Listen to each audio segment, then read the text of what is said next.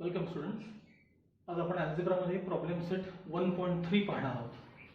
याआधी आपण simultaneous equations कोणकोणत्या मेथड्सने सोडवता येतात हे पाहिलं होतं. पहिली जी मेथड होती ती एलिमिनेशन ऑफ व्हेरिएबल किंवा एलिमिनेशन मेथड असं म्हणतात. कोणतं तरी एक्स किंवा वाय हे व्हेरिएबल त्यातलं आपण एलिमिनेट करत होतो आणि मग राहिलेलं व्हेरिएबल आपल्याला मिळायचं. ही पहिली मेथड झाली एलिमिनेशन मेथड. त्यानंतर आपण पाहिली ग्राफिकल मेथड, म्हणजे ग्राफवरती आपण सायमल्टेनियस इक्वेशन्स कसे सॉल्व्ह करतात हेही पाहिलं. आज आपण जी मेथड पाहणार आहोत त्याला म्हणतात क्रॅमर्स रूल. क्रॅमर्स हे एका मॅथमॅटिशियनचं नाव आहे. क्रॅमर्स रूल सगळ्यात सोपी मेथड. पण क्रॅमर्स रूल शिकण्यापूर्वी तुम्हाला डिटर्मिनंट म्हणजे काय हे आधी माहीत असणं आवश्यक आहे. डिटर्मिनंट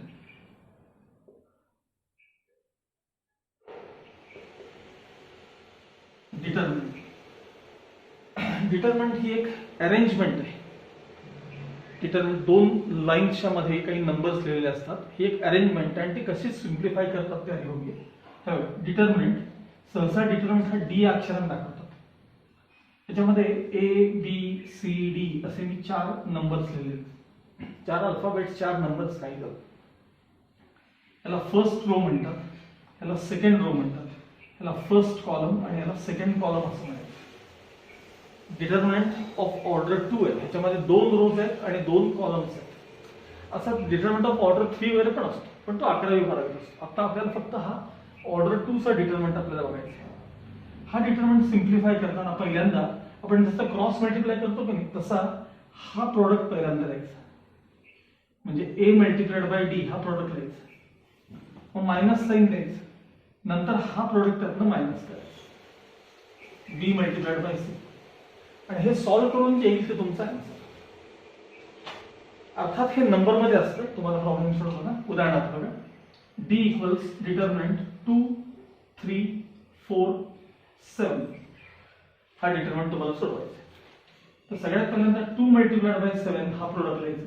2 मल्टिप्लाइड बाय 7 मग मायनस 4 मल्टिप्लाइड बाय 3. हे मायनस साइन द्यायचंच बरं काय. हा प्रोडक्ट मायनस हा प्रोडक्ट. 7 2 जा 14 मायनस 4 3 जा 12. त्यांचा डिफरन्स किती आला 2 आला. आता मायनस साइन आल्यानंतर बऱ्याचदा मुलं चुकतात, तो बघायला. D equals -1 3 -2 -4. सगळ्यात पहिल्यांदा हा प्रोडक्ट लिहायचा. -1 इंटू -4 मायनस साइन द्यायचं, मग हा प्रोडक्ट लिहायचा. -2 multiplied by 3 minus into minus +4 झाले. हे मायनस साइन आहे कसं, आणि -2 इंटू 3 म्हणजे -6 झाले.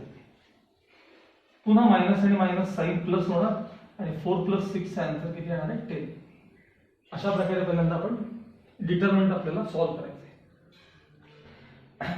आता प्रॅक्टिस सेट 1.3 मध्ये तो फर्स्ट क्वेश्चन आहे, तो याच्याशी रिलेटेडच आहे. तुम्हाला पहिल्यांदा त्याची प्रॅक्टिस होण्यासाठी पहिले 2 क्वेश्चन्स आहेत. फर्स्ट क्वेश्चन बघायला,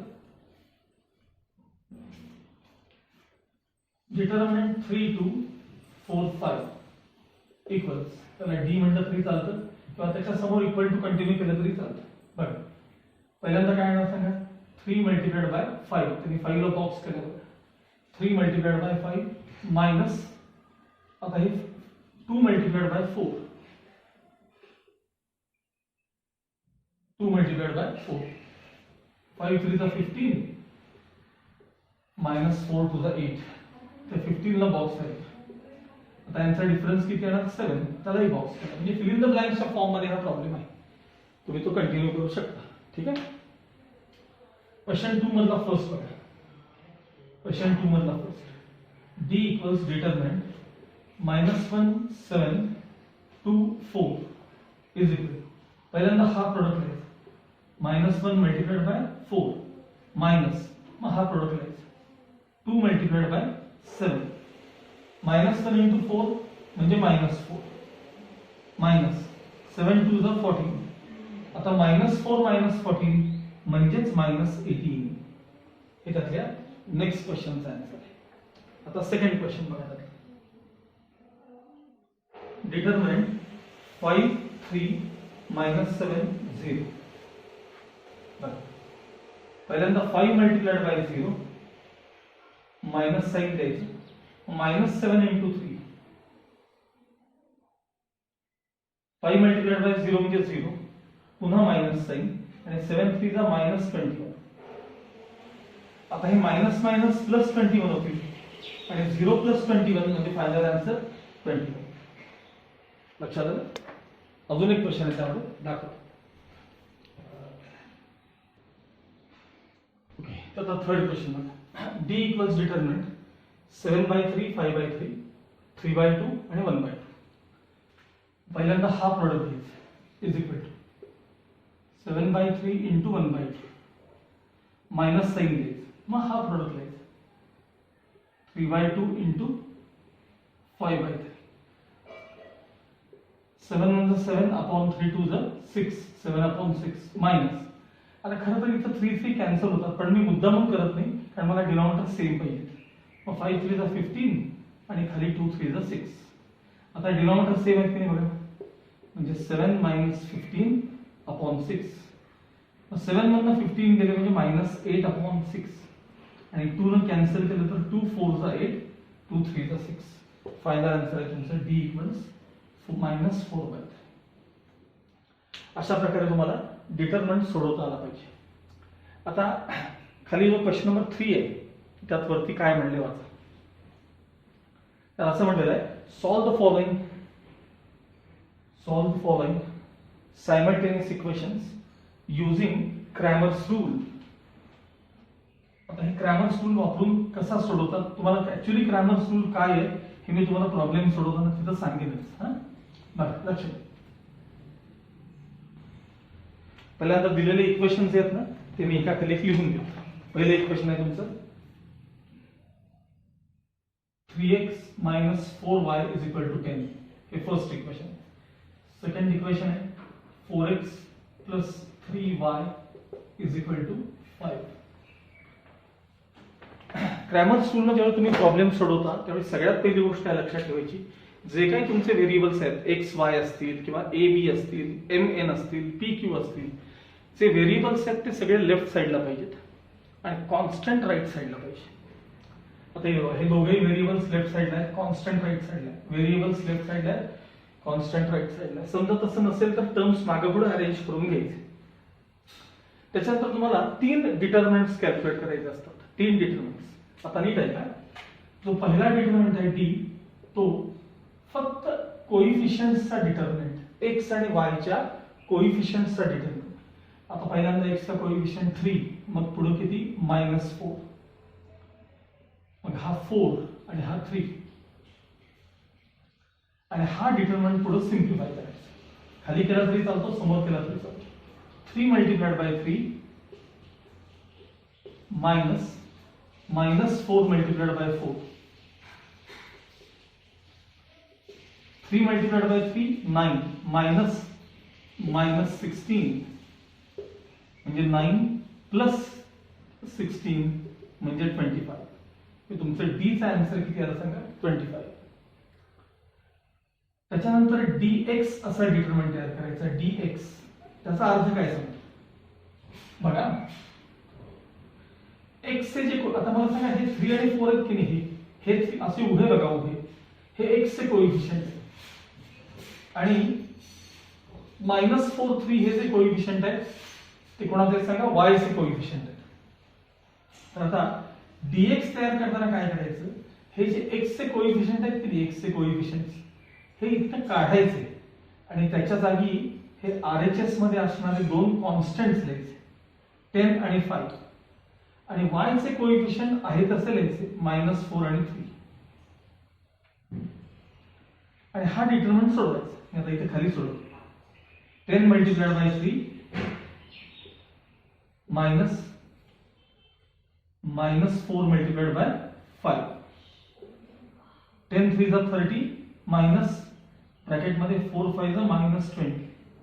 आता हे मायनस मायनस प्लस होतील आणि 30 प्लस 20 चा आन्सर किती आहे, 50. हे झालं तुमचं dx डिटरमिनंट. आता मी इथंच करतो, तुम्ही याच्या खाली लिहायचं. पुढचा डिटरमिनंट तयार करायचा dy.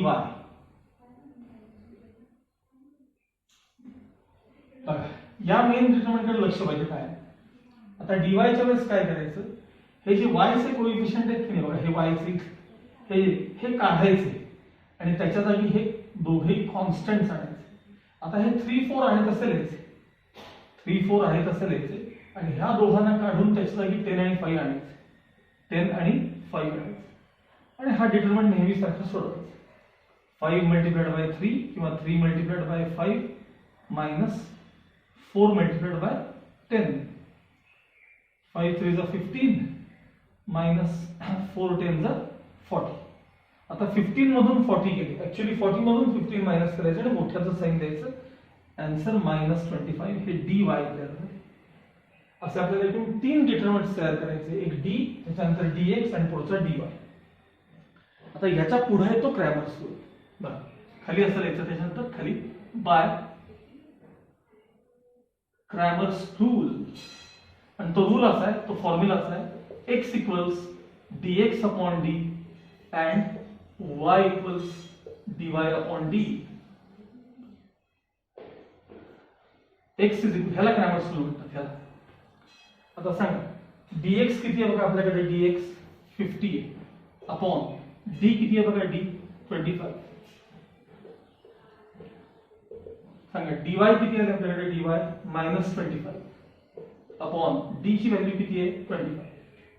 बस हे डिव्हिजन करायचं, 25 2 is 50 and y equals 25 1 is 25.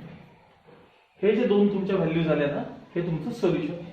therefore xy equals 2 minus 1 is the solution of given equations. इतका सोपा हा टाइप असतो. एक दोन क्वेश्चन झाले की तुम्हाला सगळ्यांना जमायला लागेल, काही त्याच्यात अवघड नाही. ओके, परत सांगतो मी, व्हेरिएबल्स लेफ्ट साइडला ठेवा, कॉन्स्टंट राईट साइडला ठेवा. असंच व्हेरिएबल लेफ्ट, कॉन्स्टंट राईट साइडला ठेवा.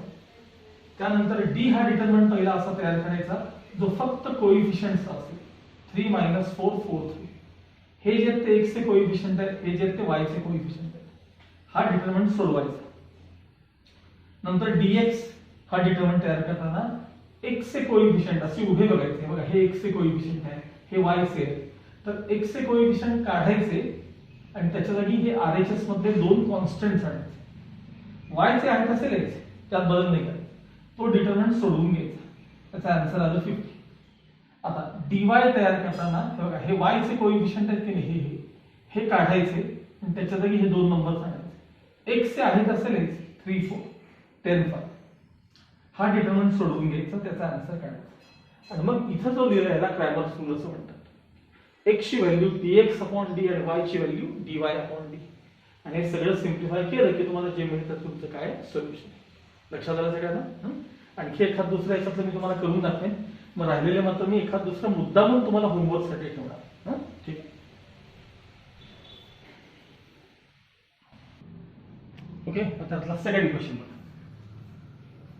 प्रॉब्लेम आहे 4x + 3y - 4 = 0 आणि 6x = 8 - 5y. मी तुम्हाला मगाशी काय म्हणलं होतं की व्हेरिएबल्स एका बाजूला पाहिजेत, कॉन्स्टंट्स एका बाजूला पाहिजेत. मग आता इथं हे पहिलं जे इक्वेशन आहे ना, ते लिहिताना बघा मी 4x + 3y आणि -4 RHS मध्ये घेतो म्हणजे +4y. आता हे 5y आहेत की नाही मायनस, ते इथं आणायचं म्हणजे प्लस होतात. 6x + 5y आणि = 8 RHS मध्ये ऍड होतात. झालं. आता मगासारखे इक्वेशन तयार झाले. आता पहिला डिटर्मिनंट d तयार करायचा. d त्याच्यामध्ये फक्त कोइफिशियंट असतील 4 3 6 5 आणि हा सिम्प्लिफाय करायचा. 4 multiplied by 5 minus 6 multiplied by 3. 4 5 is 20 minus 6 3 is 18. म्हणजे तुमचा d किती आला सांगा, 2 आला. हे झाल्यानंतर आता dx हा डिटर्मिनंट तयार करायचा. हा डिटर्मिनंट तयार करताना बघा हे जे कोइफिशियंट आहेत ते दोघे x आहेत, x आणि हे दोघे आहेत ते y चे. x चे कोइफिशियंट्स काढायचे आणि त्याच्या जागी हे RHS मधले कॉन्स्टंट्स 4 आणि 8 घ्यायचे. 4 आणि 8 आणि हे जे आहेत ना 3 5 ते आहेत असे लिहायचे. सोडवायचं. 4 multiplied by 5 minus 8 multiplied by 3. 4 5 is 20 minus 8 3 is 24. म्हणजे तुमचं dx चा आन्सर आलं -4. dx चा आन्सर काय आलं -4. आता dy हे x चे कोएफिशिएंट आहेत ते y चे. y चे कोएफिशिएंट्स काढायचे आणि त्याच्या जागी हे RHS चे कॉन्स्टंट्स आणायचे. मग हे 4 6 पहिल्यांदा मी आहेत असे लिहितोय आणि आता हे 4 8 याच्या जागी आणायचे. डिटरमिनंट सोडवायचं. 4 multiplied by 8 minus 6 multiplied by 4. 8 4 the 32 minus 6 4 the 24. म्हणजे dy चा आन्सर आला तुमचा 8 आला. मग हे झाल्यानंतर खाली असं लिहायचं बाय क्रॅमर्स रूल. काय फॉर्म्युला सांगितला? x equals dx upon d and y equals dy upon d. Therefore x equals सांगा dx ची व्हॅल्यू किती आपल्याकडे? dx -4 अपॉन d किती आहे बघा 2 आहे and y equals dy किती आहे 8 अपॉन d किती आहे 2. Therefore यांचं डिव्हिजन -2 and यांचं division 4. Therefore solution is bracket मध्ये xy असं लिहिलं तरी चालतं. सोल्युशन इज ब्रॅकेट मध्ये xy इक्वल्स -2 4. इतका सोपा टाइप आहे. लक्षात आलं सगळ्यांना?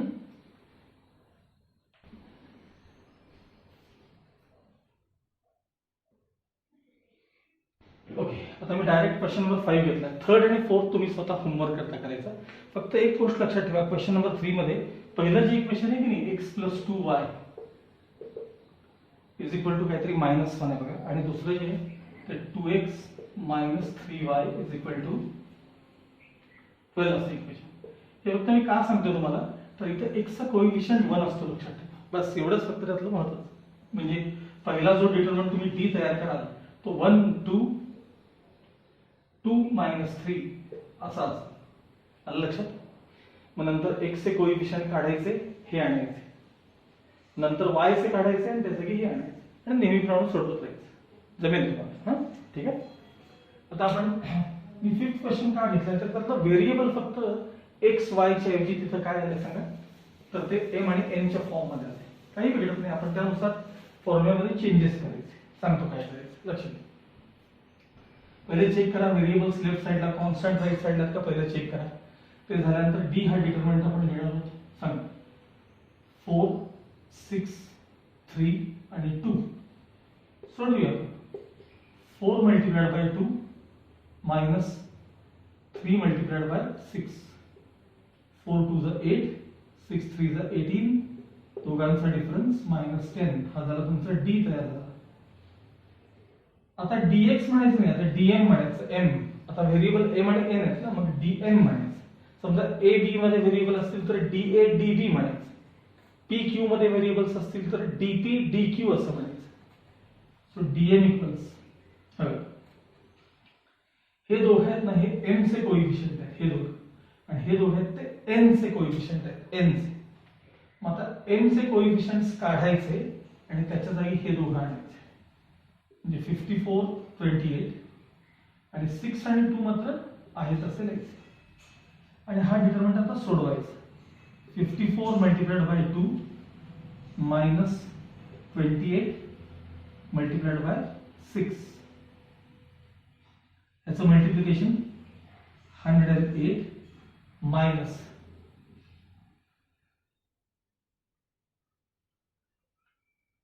8 6 are 48 6 to the 12 12 plus 4 16 sorry 168.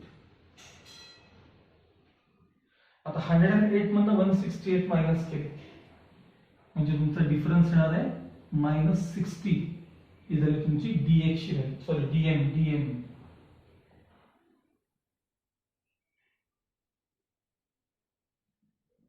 आता असंच पुढे dn हा डिटरमिनंट तयार करायचा. हे दोघं n चे कोएफिशिएंट आहेत ना, हे काढायचे. त्याच्या जागी हे दोघं आणायचे. मग 4 3 आहे तसे लिहायचे आणि हे दोघं 54 28 सोडवायचा. 28 multiplied by 4 minus 54 multiplied by 3. 28 4 is 112 minus 54 multiplied by 3, 4 3 is 12, 162. 112 मधनं 162 मायनस करायचे म्हणजे dn चा आन्सर आलं तुमचं -50 येणार आहे. मग खाली बाय क्रॅमर्स रूल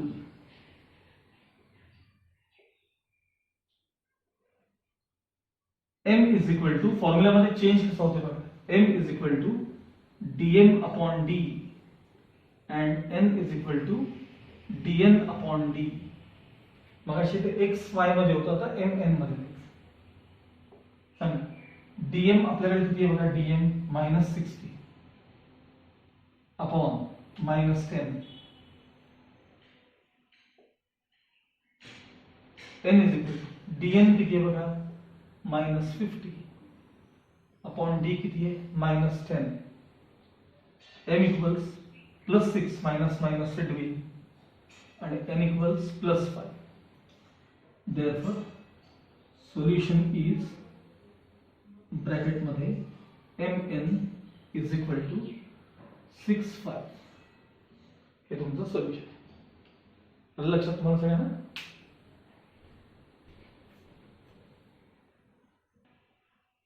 ओके, आता त्यातला लास्ट क्वेश्चन बघा, 6 क्वेश्चन. ह्याच्यात फ्रॅक्शन्स आलेत म्हणून मी तो क्वेश्चन करतो. फर्स्ट इक्वेशन प्लेन आहे 2x + 3y = 2. मात्र सेकंड इक्वेशन जे x - y अपॉन 2 = 1/2. हे जे अपॉन 2 आणि अपॉन 2 आहेत ना, हे कॅन्सल होण्यासाठी या इक्वेशनच्या दोन्ही साइड्सला थ्रू आउट आपण 2 न मल्टिप्लाय करून घ्यायचे.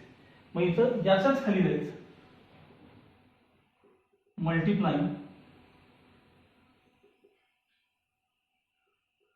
Both sides by 2. प्रत्येकाला 2 न मल्टिप्लाय करा. ह्याला मल्टिप्लाय केल्यावर काय झाले 2x मायनस या टर्मला 2 न मल्टिप्लाय केल्यावर तो 2 कॅन्सल होणार. y इज इक्वल टू या टर्मला 2 न मल्टिप्लाय केल्यावर किती होणार 1. हे बघा y/2 ला जेव्हा आपण 2 न मल्टिप्लाय करतो ना त्यावेळी 2 कॅन्सल होतात. तसं त्या 1/2 ला जेव्हा आपण 2 न मल्टिप्लाय करतो त्यावेळी 2 कॅन्सल होतात आणि y शिल्लक राहतो 1 शिल्लक राहतो. हे बघा हे y आणि हे 1 आणि जे असेल ते साइन. आता थोडक्यात दोन्ही इक्वेशन मी परत लिहितो. 2x + 3y = 2 हे पहिलं इक्वेशन आहे. 2x - y = 1 हे पुढचं इक्वेशन आहे. आता हे नेहमीप्रमाणे क्रॅमर्स रूलने सॉल्व्ह करू. पहिला डिटरमिनंट d सांग 2 3 2 -1. हे बघा हा कोएफिशिएंट बघा -1 इज इक्वल. आता मी फक्त ठीक आहे मी डायरेक्ट डिटरमिनंट सोडवणार. -1 मल्टिप्लाइड बाय 2 माइनस ब्रॅकेट मध्ये 2 मल्टिप्लाइड बाय 3. याचा आन्सर -2 -6 म्हणजे आन्सर आलं -8. हा झाला तुमचा डी डिटरमिनंट झाला. आता dy सॉरी dx फाईल करूया आपण. चालतं मागे पुढे पण dx. x चे कोएफिशिएंट्स काढायचे. हे 2 2 आणि त्याच्या जागी हे आहे 2 1. हे मात्र ऍड 3 आणि -1 ऍड सोडवायचं. -1 multiplied by 2 minus 3 multiplied by 1 -2 -3 म्हणजे -5. हे झालं तुमचं dx तयार. आता dy हे जे ते x चे कोएफिशिएंट आहेत हे ते y से काढायचे आणि हे आणायचे 2 2 आणि हे 2 1. हे 2 2 आहे तसं लिहायचं आणि त्याच्या जागी हे आणायचं 2 1 सोडवायचं. 2 multiplied by 1 minus 2 multiplied by 2. 2 1 चा 2 आणि 2 2 चा 4 म्हणजे dy चा आन्सर आलं -2. d मिळाला dx मिळाला dy मिळाला. खाली लिहायचं बाय क्रॅमर्स रूल.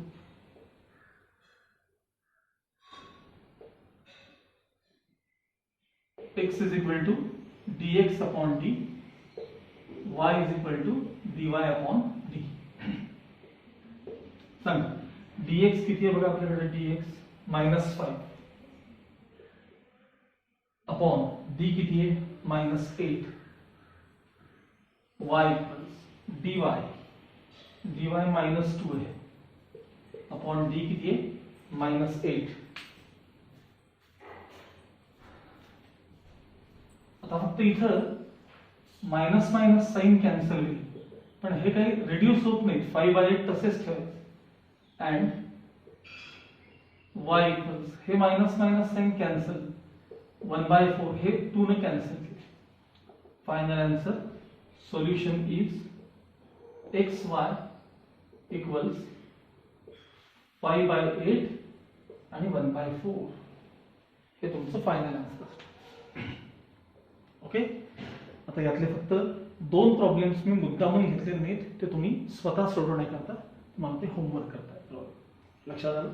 इथं तुमचा एक्सरसाइज किंवा प्रॅक्टिस सेट 1.3 संपलेला आहे.